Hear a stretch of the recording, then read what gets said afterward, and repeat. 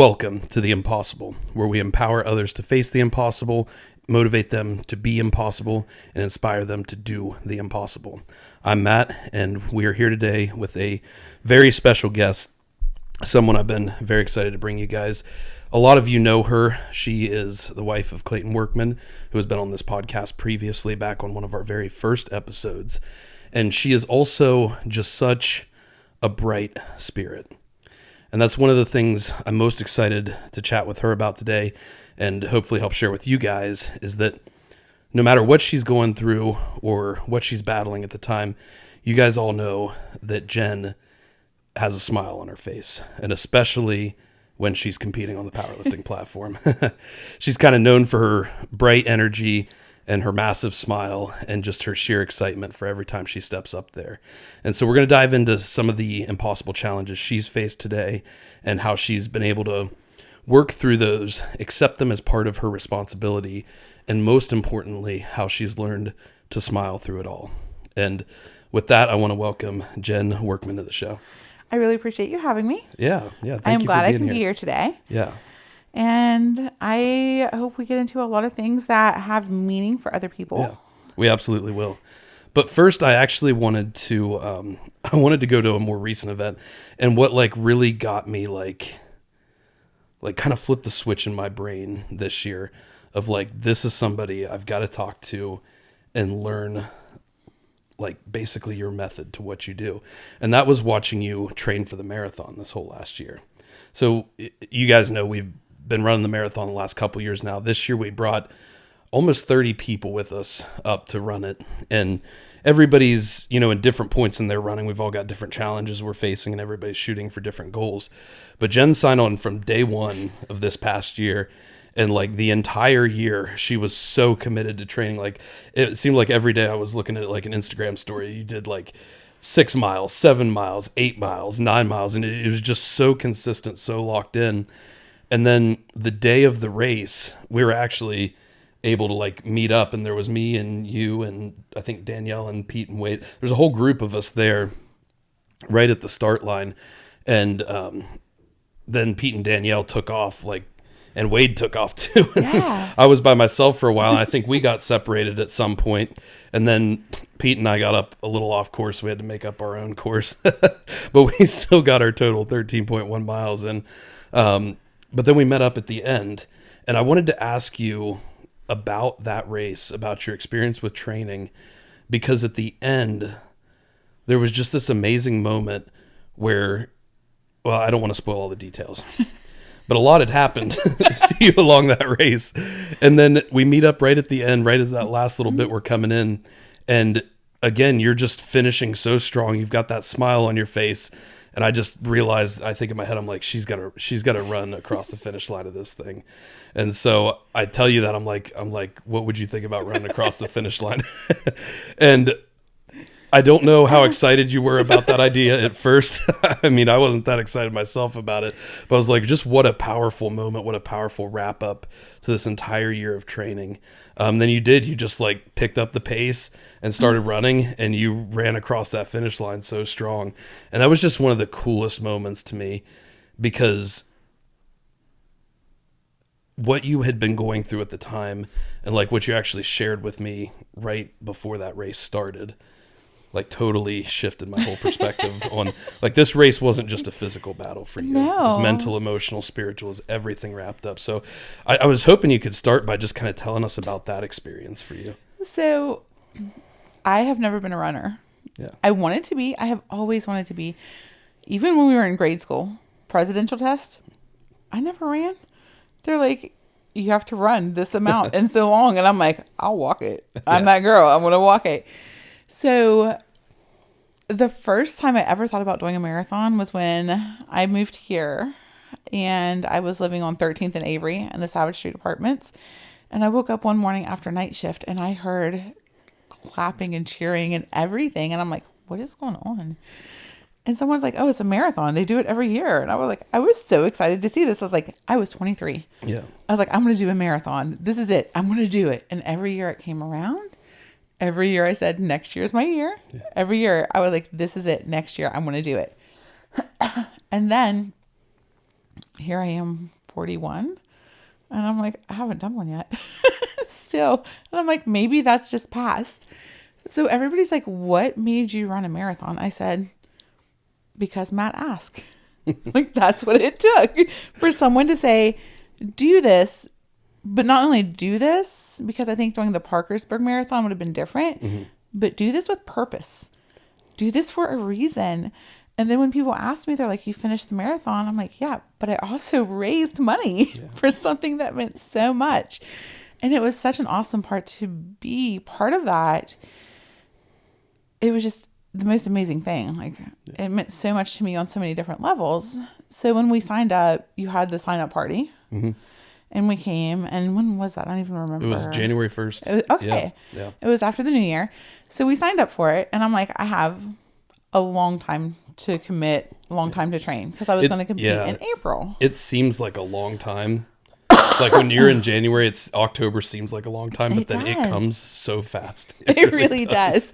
And then the funny thing is, like, I start looking online at all of these training, like everybody has coaches for running who are serious runners, all of these online apps, and they're like, I'll get to that here in a second. But so I was like, I'm going to compete in April. I'm going to lift, do all of these things. And then after that, we'll switch gears and go to the running aspect. Wasn't really integrating because I had big numbers in mind, biggest that I want to do, because that's what you do every time you compete. You want to be the biggest and the best. So I'm like, focus on this, then we'll switch gears.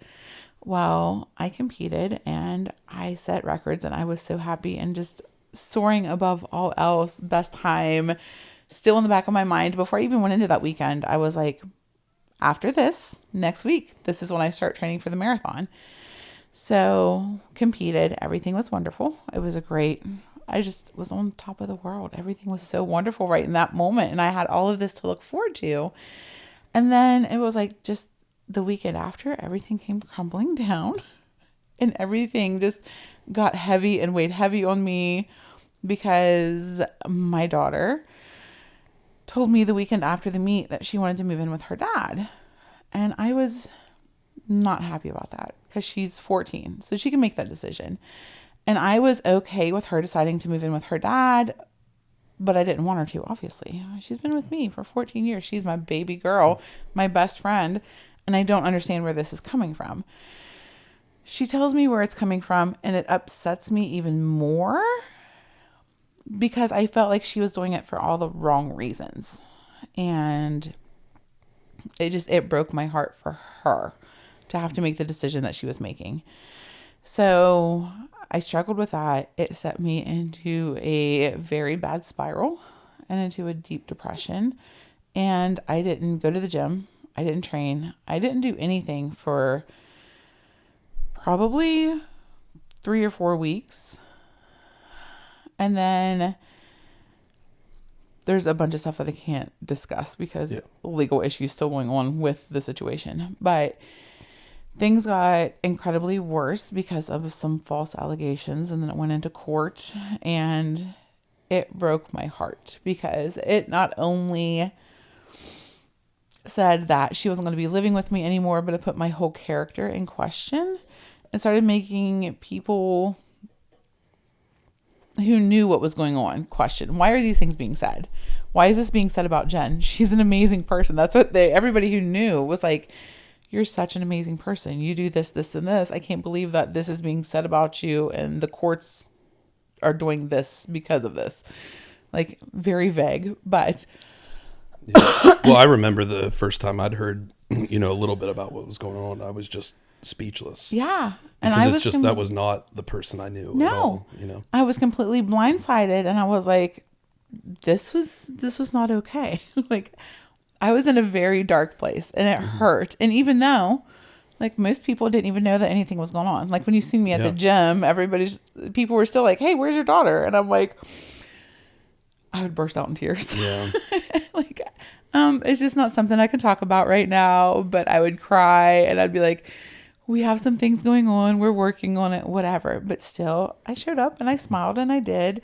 But inside, I hurt so bad. I thought I couldn't get out of bed. Like, there were weeks on end, I'm like, I'm not going to make it. Like, really and truly, I was like, this is the end of me. It felt like it was the end of my motherhood and the end of my identity of who I was, but it also just drug me down so deep into such a dark place that I thought I would never come back. Yeah. It's not the first time I've ever felt like that in my life, but it was very significant. So fast forward. Well, that's such a powerful, not a good place, but a powerful place to be. Because I think there's a lot more people out there than we realize that have felt that kind of pain before. Like you literally feel it in your chest, Yes. in your heart. And it's so weird that like, that's where you feel it, because we talk kind of like in society about like, emotions and love and all these things coming from your heart. And then when you're in pain like that, like when you're in the midst of like true heartbreak, like you feel it in your heart. Yes. And so it's weird that your body's physiology like matches that like emotional description we have of it. But it really does. It's amazing how quickly you can go from, like you say, like some of the best moments of your life, you feel on top of the world with that powerlifting meet and everything you put up there, to all of a sudden you're at one of the lowest points you've been. And then the most difficult part becomes, well, how do you find any level of purpose to start pulling yourself out of that and moving forward? And I've been through counseling multiple times in my life for multiple things. And obviously I was in counseling at this time after everything that happened with her. First thing, as soon as she said she wanted to move out, I was like, I got to get me someone on the outside to talk to this about. Somebody that is a paid professional, someone that I can talk to that does not have any investment, because that's important. Yeah. A lot of people don't understand how important it is to have a counselor, because I have a friend. Yeah, but your friend has investment. Mm-hmm. You need that outside person with that outside perspective to be like, I know this is what you're feeling, but this is what you're telling me, and this is what I'm seeing, and this is how that aligns. Yeah. So it's really nice to have that. But I've always learned that you have a goal, you have something to attain. Never give up, no matter what. So even though I was feeling deep and dark, I'm like, I got to get up. I got to train. I got to do things. I have a half marathon coming up. Like, here's my next step. This is my next goal. Even though this is dragging me down, I still have something that I have to do. And I can't let this define everything about me and who I am in this moment. So we got to do something bigger. We got to do something better. I got to stay on top of this. So I started training about a week before I had a scheduled surgery. And I had lipomas on both of my ankles. Mm-hmm. And they were supposed to be removed. So this was something scheduled before? This was something scheduled a year ago. Okay. And the lipomas were supposed to be a super simple, easy procedure. Yeah, just basically go in, cut it out, stitch it up. Good to Yeah, go, right? They're just little fatty tumors on both of my ankles. Yeah, and not like cancer tumors, just like little growths. Yeah. Non-cancerous. And it was so funny because when I first went in to see the specialist, the surgeon, he's like, I've never seen fatty tumors or fatty lipomas on ankles before. I was like, yeah, me neither. Yeah. But here they are. So he's like, yeah, I can remove that. That's not going to be hard. So we went into surgery and I came out. It was hard. And it was hard going into surgery because I was already in such a negative place. I only had one other surgery before, and that was to have a lipoma removed from my back. Mm-hmm. Family issues, hereditary. I've had a few. So I had that one removed years ago, and now I have these. And I'm like, I was scared this time. The first time I wasn't scared. The first time I was like, super simple, easy. This time I'm like, I am in such a mental place, an emotional place, that my body doesn't feel right. And I was scared, but I didn't want to postpone it because it had already been postponed once before. So I'm like, we're going to do it. We're going to get it over with. It'll be fine. In my mind, I'm like, the willpower. Willpower to me is so much. I'm like, we can overcome this. It'll be fine. I go in, I have the surgery. There were no complications. There was nothing. Everything was fine. Simple, easy, in and out. Afterwards, I start to heal, and I'm healing okay. For the first 2 to 3 days, it looked fine. A little bruising. He said, you should be good within 2 weeks. No restrictions, no nothing. So I go back to work. I'm like, yeah, it's not a big deal. Yeah. So I don't know if I pushed too much too fast or what happened, but the wounds started to open up and then they dehisced and then they got infected. And then we got the infection gone. And then after the infection was gone, they opened up even more and they were so deep. And this was about 4 weeks, I think. I had shared it with you and shared pictures and stuff. I think we were about 4 weeks in. The wound was so deep. It was probably about the size of a 50-cent piece. And you could see the muscle because it was so deep. And I just could not get him to heal up no matter what. Granted, had I stayed off my feet and just gave up and put my feet in the air and gave it 6 weeks and done nothing, but I couldn't do that. That's not something I could have done. So multiple visits with multiple doctors, wound packing, different antibiotics, being told I couldn't even wear shoes because of where the incisions were. I couldn't wear real shoes. I had to wear I was wearing my Crocs. I am so sick of Crocs. I don't even wear Crocs now unless because that's all that I could get on my feet. And it was painful, but it wasn't like horrible pain. Like pain you can overcome. Yeah. In my opinion, pain is just physical pain is nothing compared to emotional pain most of the time. Yeah. So I'm like, I can overcome this. This is fine. It took forever, but it finally started healing up. And I'm starting to feel good with that. And then I get hit with pneumonia. And then I was like, I had a fever. I'm short of breath. I'm like, nothing's wrong with me. I'm a medical professional. I should know. And I'm like, why did coming from my car to the office make me so short of breath? Why did my heart rate start racing? What is going on?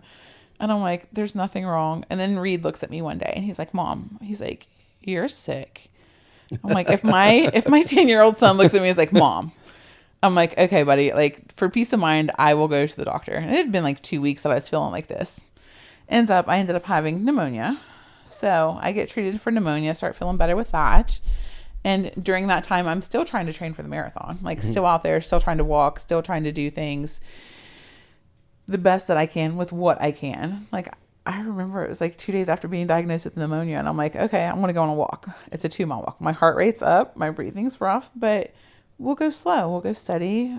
But I can't just sit down and give up. There's no giving up. Well, that's such an important mindset too. It's not that you're trying to go out and torture yourself or put yourself in harm's way or anything like that. It's just merely this idea of what can I go out and do right now? Like I can go do something. Yes. Like we often have all of these limitations get placed on us. Like somebody saying you can't do anything for 6 to 8 weeks after surgery. And it's like, well, okay, but it's not like you go through 6 weeks and then magically you go from 0% to 100%. Right. Like you can titrate things up and kind of figure out where am I. And beyond all of that too, sometimes getting some of that activity in and just sending that signal to your body of like, hey, this is what we're doing. This is what we need to be able to do. Sometimes that triggers your body's response into healing and repairing and growing in whatever mechanism it needs to be able to. One of my friends, and he's also a therapist, he and I talk about this often, the mindset and how your body heals and what your body does. Because if you get diagnosed with cancer or something and you're like, this is it, it's the end of the world, I'm done, it's done, I give up, I'm never going to be able to make it. You probably aren't. If you have cancer, real harsh, like you had cancer, like all cancers are real. Some are worse than others. But some of these people, they get diagnosed with like a little tiny melanoma on their skin that can quickly be shaved off and taken care of. And you think it's death. Like they can't make it through that. And then there's people who have to have an amputation and they're like, I'm going to make it. I'm going to be okay. They say I can't walk. I'm going to walk again. And your whole perspective on that has changed your outcome. Just your perspective alone has changed your outcome because of your mindset. Yeah, I believe that 100% in every situation. Like, and the other piece, the important piece of that too, is because I've not always been in the mindset that I am today. And so your mindset, your perspective can be changed no matter where you are in the situation. You know, when I was going through cancer, I was actually in a pretty good state. It wasn't until afterwards when I wasn't when I all of a sudden was not fighting for my life every day and didn't have that same level of purpose, that's when everything really hit me. But no matter where you go to, that mindset, that perspective can be changed. And so like your outcome isn't just fixed by whatever your perspective is today. Like, yes, your outcome will become your current perspective or your current mindset. But if you go ahead and go out tomorrow and start working to change that mindset and flip that around, it's going to change what your outcome will be. And I think that very much matters because when I went into the surgery, I had a bad mindset because it had been a bad day. It had been a bad time, things that were going on with my family. I had that poor mindset that, man, this is going to be a little rougher. I am scared going into this one. And it worried me. And it was a rough outcome because it turned from 2 weeks to 8 weeks. And it took me down and it didn't heal properly. And there was a lot going on. And sometimes I'm like, did I allow that to happen to myself because I had the wrong mindset? Like if I had went into it being like, this is simple, this is easy, like I did the first one, would it have been just a quick, simple, easy? But my perspective did change throughout. And I'm like, I'm not going to let this take me down. Yeah, it's really cool how you approach that because you were able to use that like physical challenge that arose as a means of kind of leveraging some control in that emotional challenge that you were fighting. And I think that's something that we can do in every situation. I mean, that's a big, probably exclusively the main reason I train like I do. It's certainly what got me in the gym and got me training for the first 4 years was just like literally using physical challenge, physical pressure to try to work through and gain some control and footing and leverage in the emotional, mental, and spiritual side. So was that like one of the big key pieces? Because you talk about this really dark depression that you slip into. What was that one of the main pieces that helped you to find a path forward and take a step out of that? I have been or were there other things? What was the main factor multiple there? times and down like this multiple times. And I have a good support group. I have therapists. I have friends. I have my husband. Those are my biggest supporters. And a lot of people don't even know how I feel or what I deal with, especially when it comes to internally. Like when you're feeling those things and you have those emotions, they're not out there for everyone to see. They are inside and they hurt. And it can be the smallest thing that sets you off and makes things worse. But nobody sees that. But when someone understands what you're actually going through and can help you, it makes all the difference. And to have that support helps, but to know that I can overcome and I can do anything. Just to have that mindset. And sometimes I don't know where it comes from. Like I have these tools from my counselors. I have lots of tools from my education. But you know, like when you're out there doing work and you're like, oh, you're using this tool, but it's not working and it's not getting you what you need. And you have the tool, but you forgot to use that tool. So someone's like, oh, did you think about this tool? Because it could actually be what you need. And you're like, I've had that tool all along. I just needed to retrieve it and use it. And the job, like it takes you from where you were. And that makes all the difference. It's like that third party perspective you talked about. Yes. How important that is just to have somebody who can have step back and have like an eagle's eyes view of the situation, because when you're in the moment, it's so easy to be completely tunnel vision that you don't even realize or consider some of the things that are at your disposal. And it's so simple as like you're cooking a meal and it's not going right because you're using a slotted spoon, but you need a non-slotted spoon. You have the tool, it's right there, but you're so busy and wrapped up in what you're doing, you don't think about, oh, let me grab this other spoon that would work just as well. Like you can't think of those simple things when you're in the middle of that. So it's nice to have that third party, even a friend, a significant other, a counselor, just somebody else to help you get you those tools. But I don't know exactly what moment it was that changed it. And I don't know that it necessarily was an like an epiphany that changed anything, because I still have my bad days, even now. Yeah. But it's like it slowly starts to see the light. It's like a sunrise. You slowly start to see it. It starts to feel better. And I tell a lot of my patients that when it comes to things, especially with depression, because I have dealt with mental illness and depression, and I have a lot of patients who have a lot of those issues too. So when they come to me, I'm like, I can actually relate to this. I can relate to a lot of things that they're going through. So I tell them, I remember when my doctor first put me on psych meds when I was in my 20s. She was like, here's this medicine, 6 to 8 weeks. You should feel better. Okay, cool. Yeah. It's like the generic Yeah. intro speech. Yeah. But I'm like, okay, so I have my patients and I'm like, not all medications work the same. This one may or may not work. It may take 4 or 5 medications to find where we're going to. And you're not going to wake up one day and be like, I feel so much better. It's going to be a gradual, like, I don't feel as shitty as I did yesterday. It's not going to be, oh my God, I feel amazing. It's going to be, I'm not as hateful and things aren't as bad today as they were. And then a few days later, you're going to be like, things aren't bad. And then you're going to be like, oh, not necessarily things are great, but you're in a better place. But it takes you a while to it's a trip. It's not a whole, it's not a flight. It's a drive. Yeah. And that's an important thing to highlight too, because certainly people do have those moments sometimes where it's like they hit a rock bottom moment and it like causes them to wake up and changes them. Even in those moments though, I think it's still like they have that moment that kind of flips the switch. But they still have a lot of work on the long road ahead of them. It's not generally like they're all of a sudden an entirely different person with all of the values and experiences and mindsets that they want in life. There's still a long road of work ahead. That's exactly how my journey was. I never had a moment where like I just something flipped in my brain and all of a sudden I pour every bottle down the drain and I just never drink again. It was a very gradual change for me.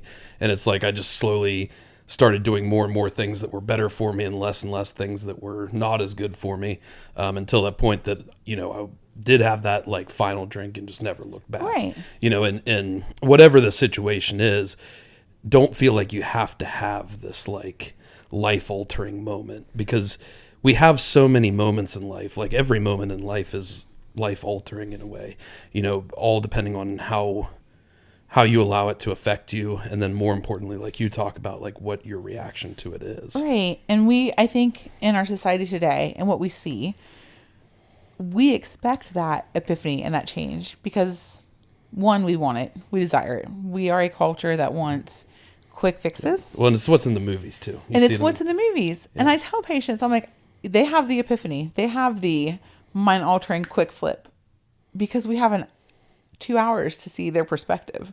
We don't have that time to see what real life is like, where it takes days, months to crawl out from that hole. We see, oh, yesterday sucked. Today is great. You have 2 hours to convey that. So that's not real life. That's beautiful, but that ain't it. Yeah, it's like that Rocky cutscene, that it's that effect where really what you're seeing is like 3 to 6 months of training camp condensed into 2 minutes. Right. But that 3 to 6 months is still there. And that's what we kind of have to recognize, is that this is a long process. And what you have to focus on every single day is just winning the day. And sometimes you got to break it down even smaller than that and just like win the moment, win the hour. Yes. Find those small victories that you can build up into habit. And every time you're on that kind of teetering edge of like, which way am I going to go with this? You just have to realize that every time you're in that moment, you're setting a precedent going forward. It's either going to be that much easier to make the choice you want to make in the future or the choice you don't want to make in the future based on what you choose right now. I tell people all the time, it's progress, not perfection. Mm-hmm. That is my big thing that I tell most people. And it's so much easier to tell people than to live it yourself, because I give people advice all the time, mm-hmm. But having that yourself. And I honestly, I got to that. And I think even when during the marathon training, I would tell you, because Clayton has a tattoo that says Perseverance. Yeah. So he and I were going to get matching tattoos. So I got the one on the inside of my arm that says Perseverance as well. And he was like, I think that's going to be great for you with everything you've been through in all of your life, everything you've overcome, everything that you've been, everything that you've done to see where you are now. So there were times I am dragging. I'm out there doing 10 miles. And I'm like, I don't know if I can do anymore. And I'm stretching, trying to get air. And I'm like, yes, I can. I can do this. I can persevere. I can overcome anything. And I just look back and I'm like, it's again, I tell myself at that moment, it's not perfection. Yeah. It's progress. And I told you before we even went into the marathon, I was like, I'm not going to finish this in a good time. I know this, but I'm going to finish. Yeah.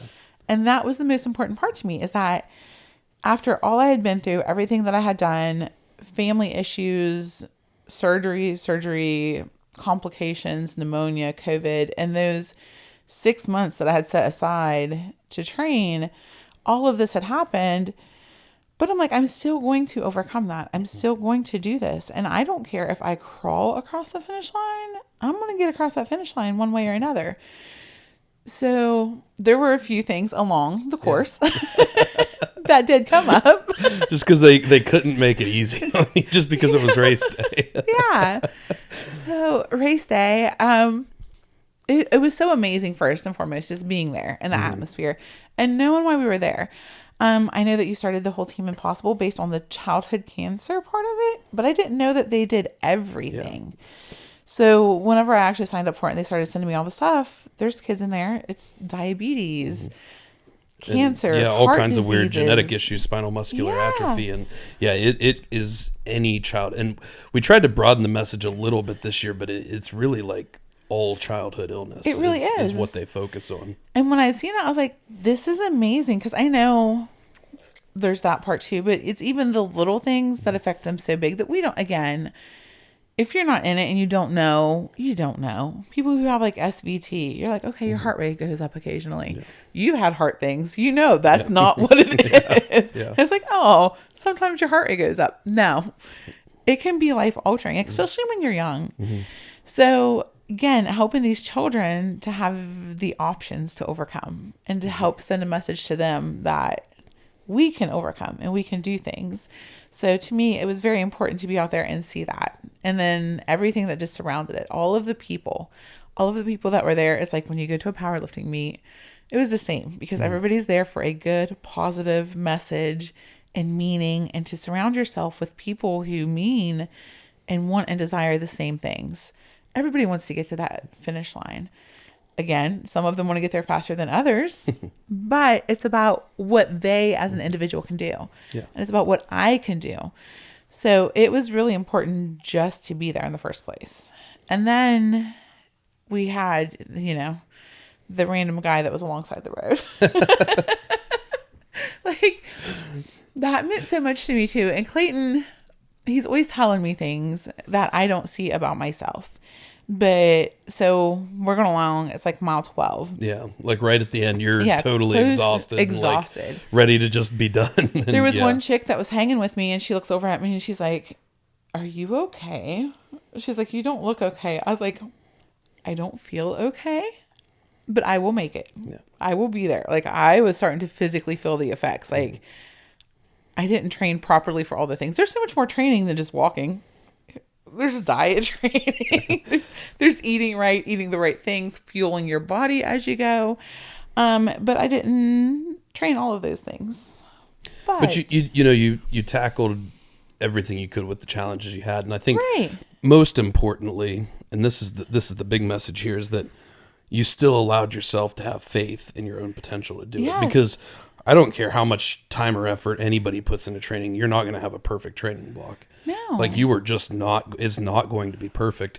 Yet I see so many people allow their journeys or their goals to be totally derailed because of one small imperfection, like, oh, I, had a small tweak last week, or I didn't get my diet totally locked in, so I'm just going to hang off till the next one. Right. Like you could have used all of those things that didn't go quote unquote perfect as an excuse to not do it, but you still allowed yourself to look at it and say, okay, you know what? I did the best I could with what I had. And I believe that I'm in a spot I can do this according to the goal I want to set. And then you went out and did it. And I tell people all the time, there's excuses and there's reasons. It depends on what you're using it for, because everything that I went through could have been an excuse to say, I'm not showing up, to say, I'm not going to do it. I'm not going to be here. Or I can say, this is a reason that I'm here. This is what I've overcome.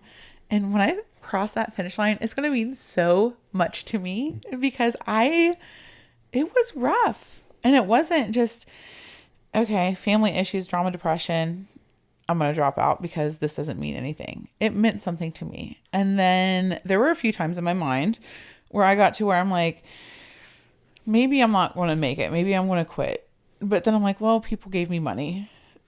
And I'm raising money for the kids, and it means something. And to actually have that backing of other people's faith in me, and it was buy money, to be fair. Like, they gave me money saying, I believe you can do this. They didn't say, here's money for that. Here's money for you to do the marathon for your cause.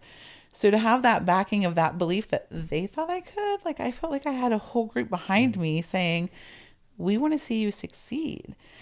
And it meant a lot to me to have that whole cheering section and whole crowd. And it was nice in so many ways, because I don't know that I've ever experienced anything like that. Yeah. So it was a different experience, but it was a wonderful experience. It's another very, very powerful place to be. And I can speak on that from this past year and especially the year before, and just everything we've been honored to experience since we've kind of started everything we're doing. When you see, especially when you come from a place where you didn't always have a lot of value for yourself, and then you work to kind of change that around, you get some value built up for yourself, but then you start to see other people see value in you. And it's like, you almost don't believe it at first. So this is something that my counselor and I talk about often. Yeah. So and it was just 2 weeks ago, she and I were talking about this, about how much as an individual, I devalue myself. Mm-hmm. So, and here, I'm tearful about this because it's such a big deal to me. Yeah. Because for so long, with so many things in my life, I have felt like absolutely nothing to no one. And so incredibly devalued. And I think that that's where a lot of my depression comes from, and a lot of the issues that I have. So when everything came up with the family, I felt completely devalued. Devalued as a mother, devalued as a person, devalued as an individual. And I literally felt like nothing. So to have that support meant so much more than other people will ever understand. Like, it seems so small, and it seems small to them, but it honestly, it gave me some perspective. And Clayton is always singing my praises and my value. And it's funny too, because my counselor will talk to me. She's like, Jen, you've overcome so much to be where you are. You have a master's degree. You provide for so many people. You're such a happy, cheerful person. She's like, even if you're not giving medical services, she's like, you're giving a smile. Yeah. She's like, just your outlook, just being around you, you're like this whole presence that people are around, and you give that. And I'm like, I hear what you say, but I don't feel that. And that's something that she and I have worked on trying to get to the root cause of, because something in my childhood has led me into not being able to accept those things. So it's nice to have, like you said, those kind of people behind you to help you see and feel your value and your worth. And again, it's something I still struggle with daily on so many levels. Well, I think especially if you've come from a place where you didn't have a lot of personal value, it's hard one of the hardest things you can do is be on the path and the journey to finding that value in yourself. But it is a process, and it's something, you have to work at over time. But I think for most people who come from that situation, if you get in a spot where you start doing certain things that other people start to see value in you, and then they show that and like affirm that to you, that can be such an immense source of drive. Right. Because a lot of people, when we're in that spot, if we don't necessarily see a lot of value for ourselves, it's easy for us to make decisions where like we can let ourselves down because we don't see our own value yet. But if you've got other people that see that value and that are counting on you or believe in you and your potential, it becomes much harder to let those people down. Right. And so that can be like a motivating, strong force along the way to give you some drive and to keep you pushing through.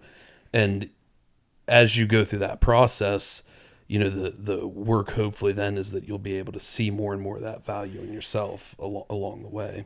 One of the things that Reed said to me, and it's so funny because it's the small things in life. But one of the things that he said to me before the marathon, I was like, buddy, he was all excited for me. Like, he's 11. So mom's going to do this to him. 13 miles is 13 miles, but still he knew how excited I was. So to him, it was a big thing. So I told him, I'm probably not going to finish in a good time. I'm not going to be up there with everybody else running across right at the beginning, but I'm going to do it and I'm going to make it. And he said, Mom, you be in last, because if you're in last, that means nobody else has to experience the feeling of being in last. He said, so if you take that, then nobody else has to feel that for themselves. And I'm like, very humbling. But for him to have that perspective, to know that if I can shoulder this burden for anyone else, I'm like, what a way to reframe that. That's amazing. 'Cause how old is he again? He's 11. Out of the mind of an 11-year-old. That is, and that's another reason why we love working with kids so much, because they just have such a pure spirit and such an insight. Oh my gosh, into just humanity that would take us so long to get to. Yeah. And it just comes naturally to him. But he knows that that's like, being in last place is something like you would totally smile through with no problems, because you're there to finish. You're there to finish. You don't even care about the time. And so it's not something that's going to be a burden to you in the way that it may be to somebody else, right. And so he just totally switches that around, and it's like you almost become the hero of that yes. story. And it made me so happy. So whenever I'm not going to lie, I may have cussed you a lot in my head. That's okay. That's okay. We'll take it.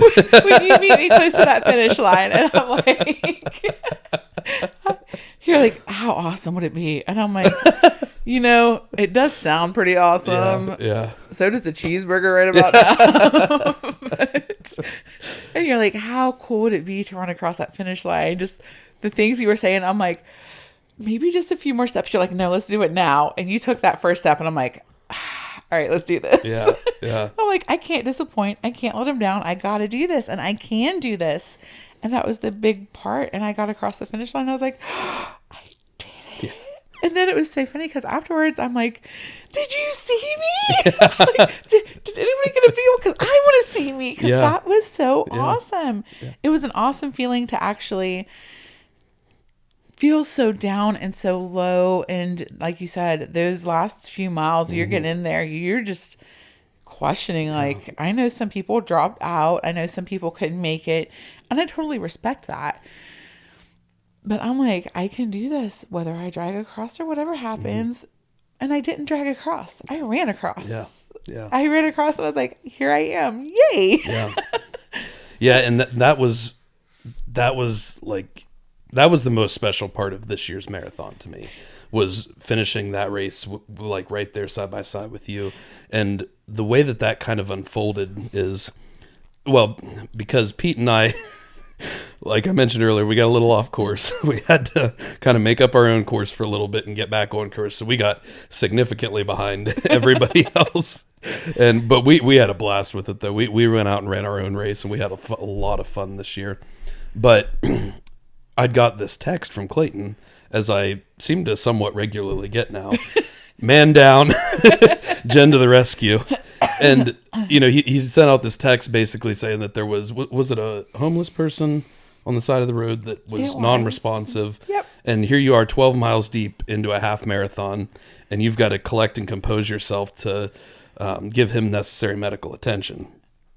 And he had said what mile you were at, I think. So I realized, I was like, oh, she's just a little bit ahead of us. And so I told Pete, I was like, we got to pick it up and try to catch up with her, because I wanted to catch that moment, because like I say, you'd worked so hard all year for this. And then we do eventually catch up with you. I think you'd already taken care of the person and gotten him, handed off to the medical, the necessary people. And so you're back on the course again. And I think it was must have been right around 12 and a half or 13 we caught up with you. It was right before we broke off from the full marathon people. And, we're going down the turn, going under the bridge and everything.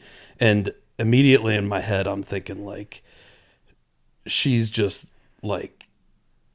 fought so hard and been so strong this whole year, not even just this race. I was like just imagine what, because I know what it's like to be in those races at the end, and you're so done, but then you look back on it and you always think like, what if I did a little bit more? Yeah. And so I wanted you to have that moment of like feeling just like you absolutely crushed every part of that race, including the finish. And I was like, I was just kind of like looking at you and how you're moving. I was like, I know she can finish this run. Like, I know she can. I was like, I'm going to wait. I'm not going to say it now. Because I don't want to piss her off too much just yet. I was supposed to say, we want to get closer to the end where I didn't have too much time to think about it and talk myself out of it. Yeah. But right at that moment, it was the perfect moment. You're like, this is what's going to happen. Yeah. This is how it's going to transpire. Yeah, I was it was waiting. Beautiful. Oh man, I was waiting and waiting. I was like, not yet, not yet. It felt like one of those movies where, you know, it's like they're charging down the hill and you're like, you're trying to hold off. You say like, not yet. And then eventually, I think we'd even seen the finish line at this point, and we were actually heading uphill when I said this, which makes it so much worse. Because I was like, wait till we get to the top of the hill. You're like, no, now. And I'm like, okay. Yeah. And I knew like if I just took that first step, that it would just be so easy to follow in. And that's it's true of life, and it's true of that moment. Like if you just get that first step, then momentum takes over and you can start going. And it was head down. Yeah. Like I knew, I'm like head down and just one foot in front of the other. And I really thought I had nothing left in me, but I'm like one foot in front of the other, head down. Just keep moving them until you get across that finish line, until someone stops you, till you black out. It does not matter. One foot in front of the other, head down, knuckle down, and do it. And I'm like, I got this. And I did. Yeah. And that, it was the most amazing moment for me of the marathon this year, because I kind of like stepped back right at the end to like specifically watch you cross the finish line, and to let you cross ahead of me so you wouldn't actually be the last place person. I do think there were actually a couple people behind us. I think so. Yeah, but those are the moments that I love, because like I've never really considered myself like a naturally gifted person in many things. There's a lot of things in life I've always had to work for really hard. But one thing I realized that is like an inherent skill I do have is I think I have the ability to see potential in people that they don't always see in themselves. And I think that's why I am so good at guilting people into running marathons. but I could see it in that moment, and I was like she needs, like, how cool would this be for her to have this? Because I know what it feels like to run across that finish line. There's just like there's just not words for that kind of feeling, especially after you fought through everything you'd fought through that year.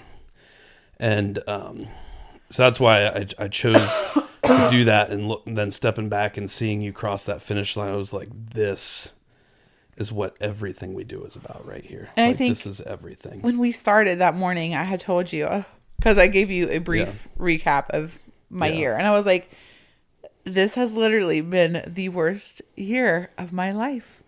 My entire life, anything I can think of, anything I can think back on, this has been the worst year. Mm-hmm. But I'm here and I'm doing this. And if I can do this, if I can overcome this, if I can cross that finish line, I can prove to myself that nothing is impossible. Yeah. I can do anything, and I will do this. And it meant so much to me to just have those moments and know in my head that it doesn't matter. It doesn't matter what has happened. What matters is what I am doing. Mm-hmm. All of these things have happened. All of these things have been bad. All of these things have been negative, but it doesn't matter what has happened. What matters is what is going to happen and what I can do. Yeah. And I will do what I can to make what needs to happen. Yeah. Well, and that's why it was so powerful for me, because that morning when we were hanging out before the race, like, it's always like an emotional time to some level for everybody, whether you're nervous or scared or excited. Like, there's just a lot of energy in the air when 19,000 people are about to go out and do something that I don't think anybody's like totally comfortable with, right? You know, or totally confident in whatever goal they're chasing. And we were kind of chatting, and I remember this, like, this is burned into my brain. You looked at me and you said, I haven't cried a single tear today. And at first I felt so bad. At first I thought you meant because, like, it's like an emotional time, and there's like all the kids there, and Yeah. like that's where my brain was coming out with it. And I was like, oh, don't worry, you will. Because I was like, it's emotional, you know, you see the kids, it gets me tearing up and stuff. But I meant in like a good way. and then you said, no, it's because like Kira was supposed to be here with me. Yeah. And it just like hit me like a ton of bricks, like glass ceiling shattered, like everything. And I was like, oh my, it just like totally opened my eyes to not just, and I'd like known about what was going on and everything even, but I don't think until that moment I had fully realized that like the physical challenges you battled through that year were nothing compared to like the emotional challenges Yes. you were carrying with you that day. And so it gave me a whole new perspective on your race. It gave me a whole new perspective on my own race. And like we were thinking about you the whole time, and it just ended up being like a storybook at the end where like it just happened that, you know, it feels like Pete and I were meant to go off course so that we Right. could like perfectly catch up with you right at the end. And then, you know, have the opportunity to witness you being impossible, like you living out like everything we stand for, but not just that, but like everything you stand for. And for the rest of your life, you're going to be able to look back on that moment whenever things get hard or you're battling through whatever challenge may arise. For the rest of your life, you can think back on that moment of running across that finish line when it was the last thing you wanted to do. Right. And I just think that's the coolest thing ever to be And I able to think have. next year, Uh-huh. next year's gonna be my year. Yeah. But I'm like, you know what? Last year was my year. Yeah. So 100%. next year's gonna be different. Yeah. But it's gonna be my year still. Yeah. Yeah. And that's, you know, that's a lot how I felt this year. Like last year's 2023's, and I didn't even end up finishing the race, but that still is one of the best moments of my entire life. It's hard for me to even talk about the whole year in general.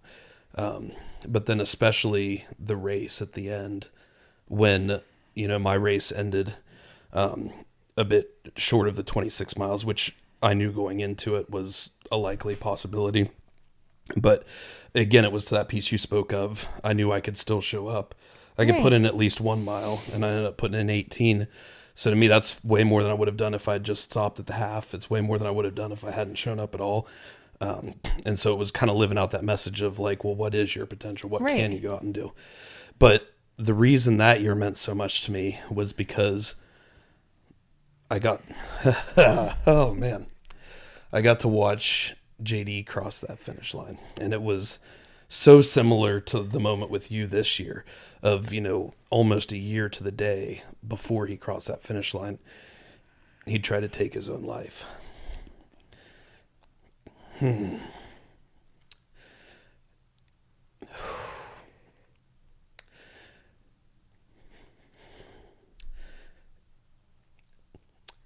And if the person he was a year before that, who had just tried to take his own life, if he had known that a year later he was going to be, man, if he'd have known he was going to be finishing a marathon, he wouldn't have believed it. You know, Right. he would not have believed it. And so for him to find that potential in himself, and for you to find the potential you found in yourself, because at that meet in April, you were sky high on top of the world. You had no idea yet the challenges that laid before you. And it's not just running a half marathon. Right. Like so much greater than that. Some of the worst nightmares that any parent could ever have. And especially now being a parent myself, like that gave me a whole new perspective on your race, because if anybody ever tried to do to my daughter, Right. like some of the stuff you've gone through, I don't know how, like, I have so much admiration, respect for you, because I don't know that I can make it through that. Like, I really don't. But for you to go through that year and find that potential in yourself the same way JD found that potential in his self, the reason those moments are so special to me is because it helps me like open my eyes to like none of this is about me at all. Like, this is something that goes so far beyond any one person, and it's something that pervades into all of humanity. And it's something that everybody has access to, everybody has the potential for, and everybody can do to like totally change their whole situation in life. I think sometimes like with a JD, he's so humble. Yeah, he is. And I don't think he realizes even his story. Whenever I listened to it and I heard about it, like I had a whole new perspective of him and who he is and what he does. And I'm like, I love JD so much as a person. Like, we're not close, we're not tight, but as an individual and as a person, I have so much respect and love for him. I'm like, I'm out there training and I think about him. I'm like, he's so great. Like, just the person he is. He's so quiet to me, but he helped to drive me, just knowing his story. And I know that's not an easy thing to put out there. That's not an easy thing to say. It's not easy to live through, be through, part of, or any of it. But what he did share, like, made a difference in my life. And I'm just like, that means the world to me. And I think that we, as all individuals in life, you obviously never know what someone's going through. I know they sing it day in and day out. Treat people with respect, with love. You don't know what they're going through. You don't see what they're going through. But it's so hard until you've actually lived it. Like, I would have never known any of that about him. And I'm just like, okay, he is who he is. Yeah. But recently I've gained a new perspective on these people. Like, it doesn't matter what you're going through. You could be going through the best day of your life too. You still deserve to be treated with grace and love and respect. And I don't know if where you work or when you worked in the hospital, they always showed us the videos, the educational videos. Oh, yeah. And you may have seen the one that's like, this person's just diagnosed with, this person just had a baby that was born with, this person's grandmother's going through this person's under debilitating amounts of financial stress, and this person's going through a divorce, like everything. And it just shows like each person and what each person's going through. But the people who are on the highs and the people who are on the lows, they still deserve the same amount of level and love and respect. And that's why I don't care what I'm going through. I always try to smile at everybody because I feel that people deserve that. Yeah. People deserve a smile. People deserve love. People deserve, and it makes a difference. It does. There's been times when I'm out and I could just be like feeling down and somebody smiles at me and I'm like, it just changes my whole attitude. Just a smile from a stranger changes my attitude for the day. And I'm like, I want people to have that. I want people to witness that. I want people to experience that and know that there are good things out there. There are good things to look forward to. And if my smile has ever changed anybody's life for whatever reason, like, that makes me so happy to know that that's a possibility. Yeah. Well, it's such an easy thing for you to do that can have such an amazing impact too. Yeah. And I was going to ask you about that because as we opened up, that's definitely one of the things like you're known for. Like everybody knows you at every powerlifting competition because of your smile and how you approach the platform. And it's so different than most people approach the platform, including myself. Like usually when I'm going up there for like my top squat, like I've got like tears streaming down my face. I'm not even in like current reality. Like it is a very special place I go to. But for you to go up there so bubbly and so happy and with such a smile, I was going to ask, like, how do you bring that kind of perspective forth? And what does it mean for you in that moment before the lift? Like when you're facing that pressure, you're facing that fear, you're facing all this, like, how does the smile, how has that become such an effective tool for you? I have told Clayton so many times, I'm like, when I go into a lift, I'm like, I don't want smelling salts. I want lavender.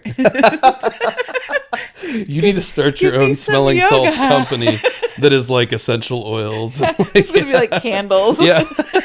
Like a nice little yoga room or something. Yeah. You're like, chill out.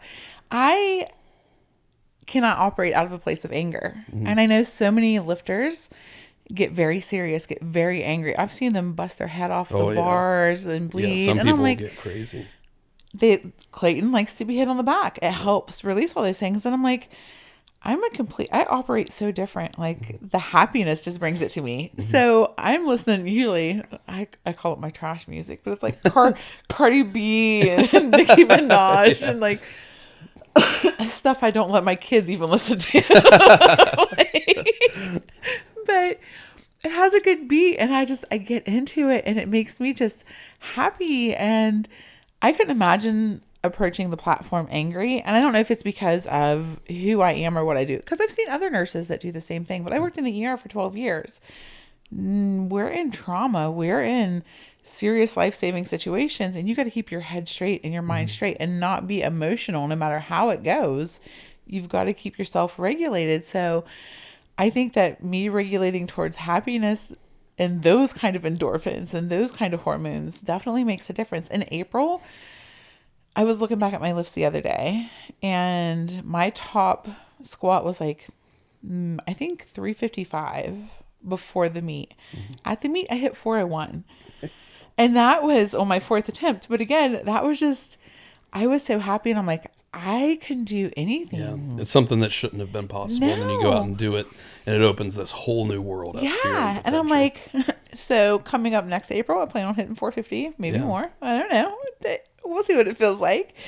But I like to be happy. Like that's the thing. It's not, you're not always going to be happy. You're not always going to have good days, but let's bring it when we can. And it makes so much difference to me to see all these other people. I'm like, why so serious? Like the Joker. I'm like, let's have fun with this. And it's the same, like even I was telling Tim at his last meet, he's nervous, he's anxious. And I'm like, I'll tell you what I tell Kira before she competes. You play like you practice. There's no changing it today. This is it. This is the test. This is it. You've practiced for this. You've studied for this. You are going to reach your full potential today. You're going to show everybody what you have today. And either it's there or it's not. You're not going to create it today with anger, with seriousness, with tears, with whatever. It's either there or it's not. So you go into that knowing that. And I'm like, there's no need to change who I am, my attitude, my bubbliness that's always there for anything other than that. It's heightened, definitely. I'm up there jumping and dancing and singing beforehand, but it's definitely not I couldn't imagine being any other way. Like it just, I can't say personifies, but definitely exemplifies, magnifies what I typically feel and how I'm usually feeling. Well, I think it, from my perspective, just as an outsider looking in, I think it is just such a perfect reflection of who you are, because we didn't even dive into so much of your history today, but you have so many dark, terrible, horrific things you've battled through in your life. And for you to be able to, it's like when I see you on the platform doing that, it's like I can see all of those things, all of that darkness behind you that you've lived through, that you've had to fight through, yet here you are smiling in the face of it. And it reminds me of that statue they built on Wall Street. Of course, they've got the iconic bull statue. And then a few years ago, and I forget the name, I wish I could remember the name of it, they built the statue of that little girl who's just kind of like standing there, not like angry or ready to fight or anything like that, but just with this air of like just happy defiance, like leaning into it, looking directly at that bull. And it kind of makes me think of that in a sense of like, there's all of this stuff that should have broken you, should have torn you down, should have taken everything away from you. And here you are smiling in the face of it with perseverance. Yeah. And it's like, that is the like greatest message of strength I think you could ever give, is to have a smile in the face of all of that.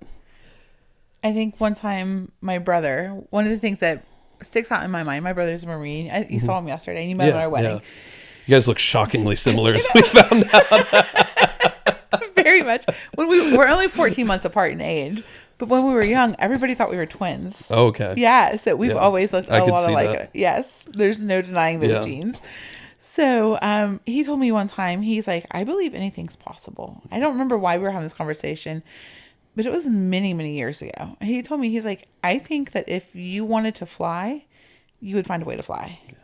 If you wanted to be the next president, you would find a way to do it. Nothing can stop you if you truly want something, if you truly want to be something, if you want to overcome something, whatever it is, your hopes and your desires.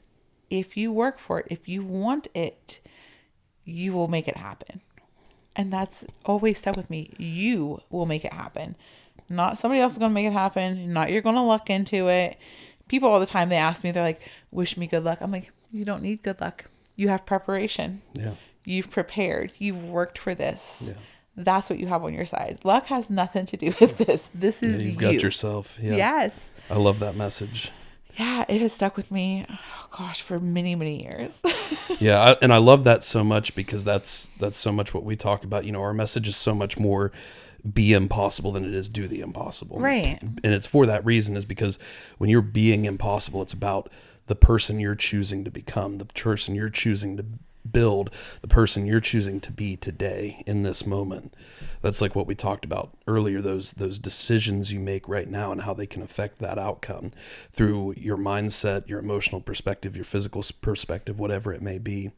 And my favorite and that, like my favorite example of that from everything we've talked about today is going back to the very start of that Columbus Marathon. And you guys, you'd have to be in a situation like that to truly know what that's like.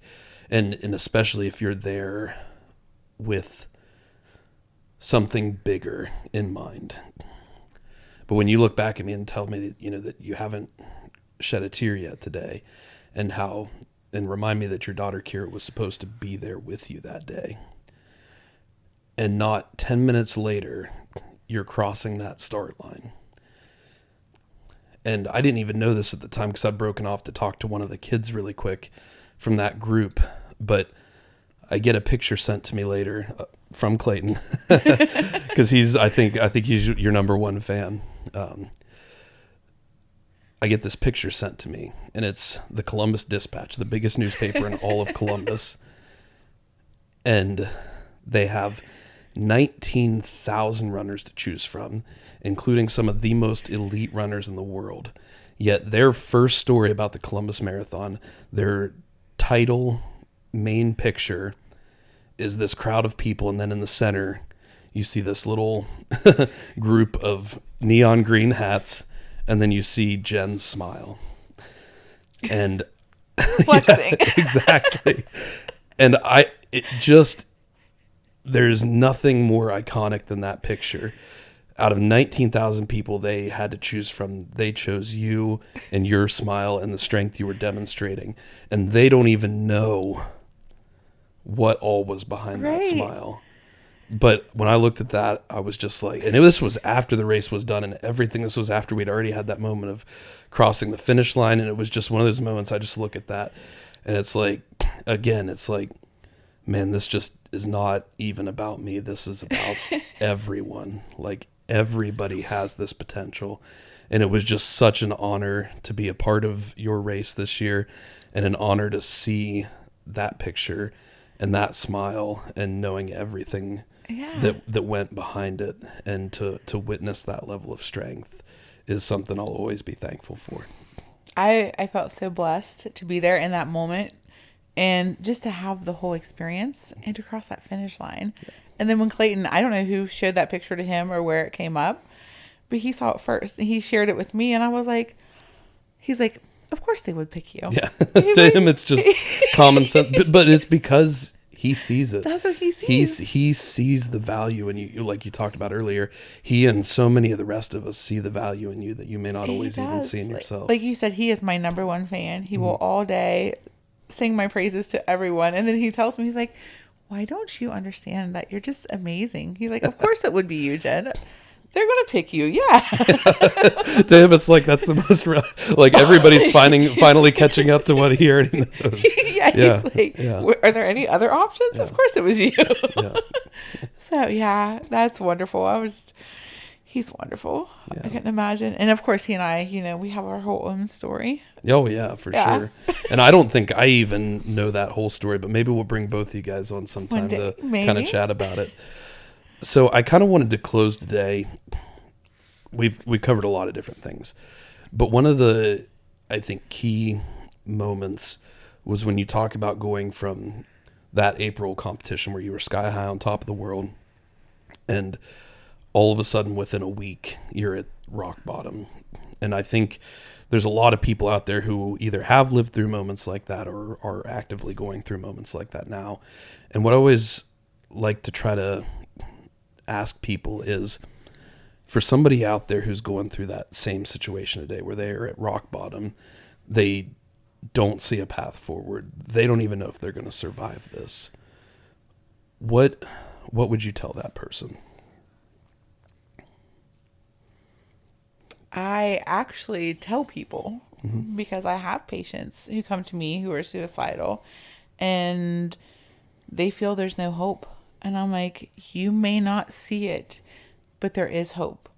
There is a reason. You have a purpose. You will always have a purpose, whether you see it or you feel it or not. And somebody somewhere loves you, even if it's me in this moment. And you may not believe that, but I love people so much. And I love you, and you can pull through this. There's hope. There's light. And and I know you have, if you've been in that situation, you are in a deep, dark hole. And you are in that hole so deep that everyone's like, I'm reaching out for you. I'm here for you. There's hope. There's help. There's numbers, 988, call 911. Anybody, anything, there's help to be found. But when you're so deep down, you don't see that. But it's there. You just got to let the light in, and you've got to know that there are brighter days ahead. There will always be brighter days ahead. As long as you let there be days ahead, there will be brighter days ahead. Yeah. And you've just got to hold on to that for a little bit longer, just a little bit longer, and it will come. And it doesn't necessarily have to be suicidal.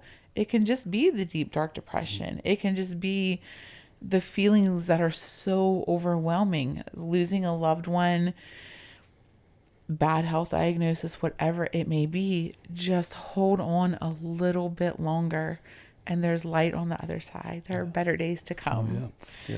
It's just like the end of that marathon where, you're walking and you go to run it, and all it takes is that first step. Yeah. And it becomes so much, I don't even want to say easier, but the momentum that first step generates allows so many other things to kind of fall into place.